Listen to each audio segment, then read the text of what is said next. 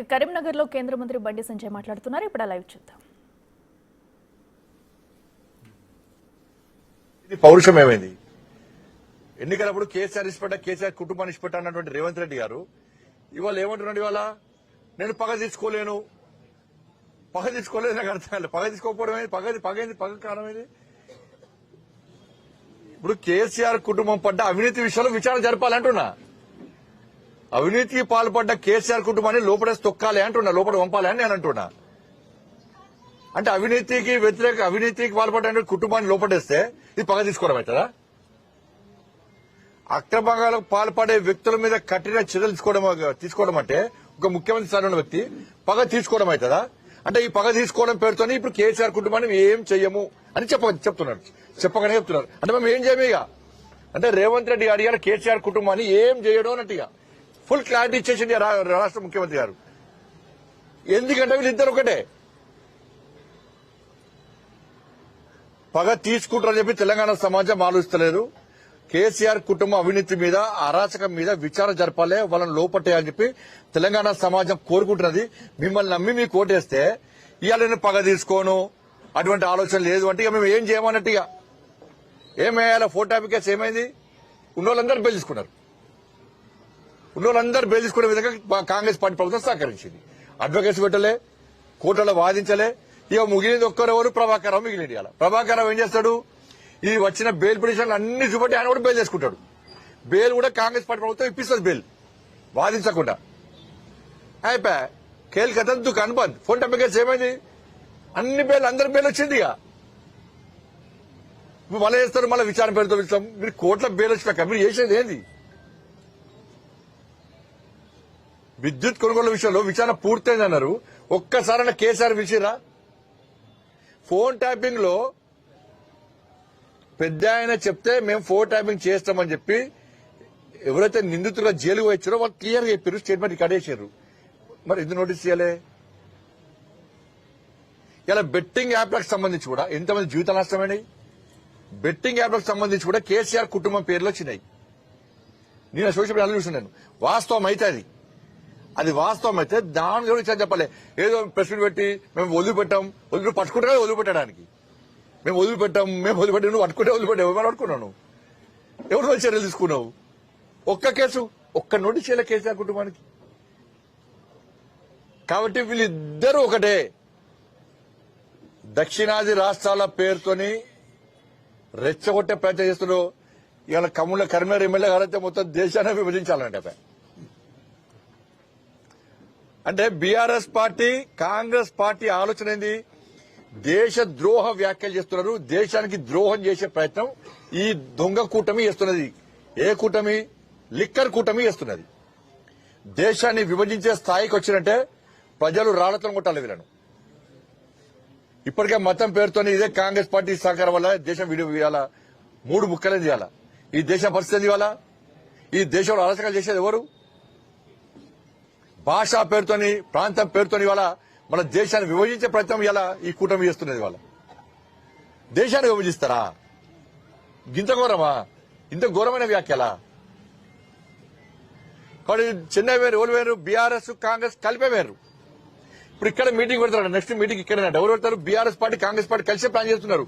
Meeting ఏ హాల్లో పెట్టాలి, ఎవరెవరు పిలవాలి, ఎట్లా భోజనాలు పెట్టాలి, వెజ్ పెట్టుడా, నాన్ వెజ్ పెట్టుడా, ఎవరు పిలుద్దాం, ఎట్లా పిలుద్దాం, ఏర్పాట్లు ఎట్లా చేద్దామని చెప్పి బీఆర్ఎస్ పార్టీ కాంగ్రెస్ పార్టీ కలిసే ఆ సమావేశానికి ఏర్పాట్లు చేస్తున్నది. వీళ్ళిద్దరు ఒకటే కాదా? బీఆర్ఎస్ పార్టీ మీద ఇంతవరకు కేసు పెట్టలే. ఎందుకు పెట్టలే? ఇద్దరు ఒకటే. మొన్న ఇక్కడ జరిగిన ఎమ్మెల్సీ ఎన్నికల్లో ఇద్దరు కలిసి పనిచేసినారు. వీళ్ళ పోటీ వాళ్ళు పెట్టలే, వాళ్ళ పోటీ వీళ్ళు పెట్టలే, కలిసి పనిచేసారు. ప్రజలు గుర్తించిన మీరు ఇద్దరు ఒకటే గుర్తించిన మీకు గుణపడని చెప్పారు. ఇప్పుడు మాకు అంతెందుకన్నా మళ్ళీ ఇప్పుడు Hyderabad local body MLC election ఉన్నది. ఎంఐఎం పార్టీని గెలిపేయడానికి కాంగ్రెస్ పార్టీ ఎన్నికలో అభ్యర్థిని పెడతలేదు. రేపో మాపో అధికారికంగా ప్రకటించే ప్రయత్నం చేస్తున్నది. ఎంఐఎం పార్టీని గెలిపించడానికి బీఆర్ఎస్ పార్టీ కూడా వాళ్ళ ఓటు దానిలో ఎవరుంటారు?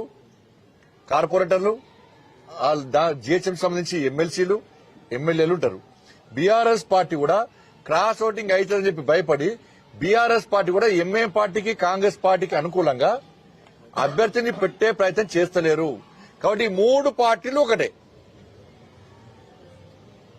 కాంగ్రెస్, బీఆర్ఎస్, ఎంఐఎం మూడు కలిసి హైదరాబాద్ లోకల్ బాడీ ఎమ్మెల్సీ ఎన్నికలో పనిచేస్తున్నాయి. ఎంఐఎం పార్టీని గెలిపించడానికి మూడు పార్టీలు ఒక్కటైనాయి. ఇప్పుడు ముగ్గురు ఒక్కటా కాదా, బీఆర్ఎస్ కాంగ్రెస్ ఒక్కటా కాదా, ఒక్కసారి మూడు ఇప్పుడు చెప్తున్నాను. చెన్నైలో సమావేశానికి ఇద్దరు కలిసి వేరు. ఒకటి, బీఆర్ఎస్ పార్టీ మీద కేసులు పెడతలేరు, ఇద్దరు ఒకటైనరు. రెండు, మొన్న ఎమ్మెల్సీ ఎన్నికల్లో ఇద్దరు కలిసి పనిచేసారు. మూడు, ఇప్పుడు local body Hyderabad local body MLC ఎన్నికల్లో ముగ్గురు కలిసి పనిచేస్తున్నారు. మరి వీళ్ళిద్దరు ఒక్కటా కాదా? బీజేపీని ఎదుర్కోవడానికి, భారతీయ జనతా పార్టీని అడ్డుకోవడానికి కాంగ్రెస్, బీఆర్ఎస్ ఒకటైనరు. దానికి తోడు ఒక వర్గం ఓట్ల కోసం కక్కుర్తిపడి ఆ వర్గం ఓట్ల కోసం ఎంఐఎం పార్టీని సంకలు పెట్టుకుని ఈ రెండు పార్టీలు కలిసి, ఈ మూడు పార్టీలు కలిసి బీజేపీని అడ్డుకునే ప్రయత్నం చేసిన వాటి మీ కుట్రలు, మీ కుతంత్రాలు ప్రజలు గమనిస్తున్నారు. Local body Hyderabad local body ఎన్నికల తర్వాత మీ బండారం బయటపడుతుంది, మీ కుట్రలు ఏందో బయటపడతాయి. అంతే, దానిలో ఉంటుంది, దీనిలో ఉంటుంది. ఆ పార్టీ ఈ పార్టీ ఒకటే, మేము ఒకటే కదా వాళ్ళ ఫీలింగ్. అంతే. ఇప్పుడు లోకల్ బాడీ ఎలక్షన్ చూడాలి. ఇప్పుడు కాంగ్రెస్ పార్టీకి ఇద్దరే గెలిచారు, కార్పొరేటర్లు ఇద్దరే. కానీ 20 మంది బీఆర్ఎస్ దానిలో కలుపుకున్నారు. 20 మంది బీఆర్ఎస్ దానిలో కలుపుకున్నారు. ఒక ఎంపీ ఉన్నాడు, రాజ్యసభ ఎంపీ ఉన్నాడు, ఒక ఎమ్మెల్సీ ఉన్నాడు, ఎమ్మెల్యే ఉన్నాడు. వాళ్ళకి బీఆర్ఎస్ పార్టీకి 55 మంది కార్పొరేటర్లు ఉన్నారు. బీఆర్ఎస్ పార్టీకి ఎమ్మెల్సీ ఉన్నాడు, ఎమ్మెల్యేలు ఉన్నారు. అంటే 55 కాక ఇంక ఓట్లు, అంటే దాదాపు 72 ఓట్లు వాళ్ళకు ఉన్నాయి బీఆర్ఎస్ పార్టీకి. అయినా పోటీ అంటున్నది. ఎంఐఎం పార్టీకి 44 కార్పొరేటర్లు ఉన్నారు, 8 మంది ఎమ్మెల్యేలు ఉన్నారు, ఎంపీ ఉన్నాడు. భారతీయ జనతా పార్టీకి 40 నుంచి దాదాపు 44 వచ్చింది, 39 వచ్చింది. మాకు ఎంపీ ఉన్నారు, ఎమ్మెల్యే ఉన్నాడు, ఎమ్మెల్సీ ఉన్నాడు. మాకు బలం లేకుండా పోటీ చేస్తున్నాం. మేము బలం లేకుండా పోటీ చేస్తున్నాం. వాళ్లకు బలమును కూడా పోటీ చేస్తలేరు. వాళ్ళ పార్టీ నాయకుల మీద, వాళ్ళ పార్టీ కార్యకర్తల మీద వాళ్ళకే విశ్వాసం లేదు.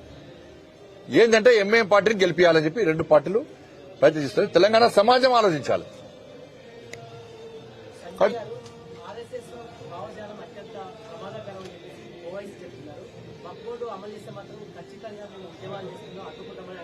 నువ్వు అడ్డుకుంటే ఏమవుతుంది?